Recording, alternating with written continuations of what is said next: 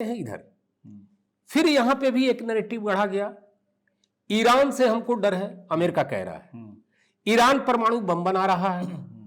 अब कमाल की बात, ईरान की तो इतनी भी क्षमता नहीं है कि वो अमेरिका तक अपनी कोई बैलिस्टिक मिसाइल मार सके जी।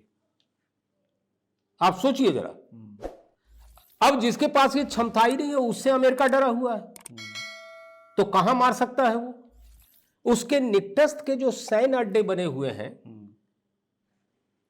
ईरान की स्थिति बस उन्हीं तक है, और 3 से 4 हजार सिर्फ मिसाइल्स की ही है जी। जब तक है तब तक है, दिवाली चलेगी और सारे पटाखे खत्म, उसके बाद दिवाली में कोई आतिशबाजी कहीं दिखाई नहीं देगी। अब यहां से परमाणु बम का हुआ खड़ा करके, जिसे इजराइल ने भी सपोर्ट किया। दरअसल इजराइल का मकसद कुछ और है, अमेरिका का मकसद कुछ है, वो भी आप समझ लें।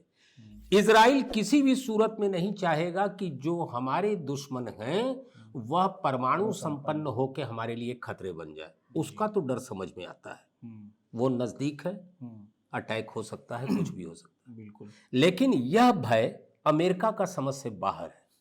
तो अमेरिका का गेम क्या है, यहां यह बताना बहुत समीचीन होगा कि वेनेजुएला नाम लेते आपको याद आ गया होगा, जहां से तो मैंने सुना खाली दुनिया में 20 सुंदरियां आती हैं, लेकिन वहां से एक राष्ट्रपति जब पकड़ा गया, उसको लेके पूरे अमेरिका में घुमाने के बाद उसको जेल में रखा ट्रंप ने। वेनेजुएला और ईरान ये दोनों मैक्सिमम पेट्रोल सप्लाई करने वाले हैं चाइना को। तो वेनेजुएला का तो हिसाब क्लियर कर दिया अमेरिका ने, बाकी बचा ईरान। ईरान के लिए कोई उसे मोटो चाहिए था जिसकी आड़ में ये कार्रवाई करे। मेन उसका फंक्शन है चाइना की सप्लाई लाइन काटना पेट्रोल की, जिससे कि चाइना की तमाम विकास की और अन्य गतिविधियां ठप पड़ जाएंगी। तो उसने परमाणु बम का और ईरान हमारे पे अटैक कर सकता है, ये 2 फैक्ट छोड़ा दुनिया में, और उसके अंतर्गत उन्होंने अटैक किया, जिसका परिणाम आज यहां दिखाई दे रहा है।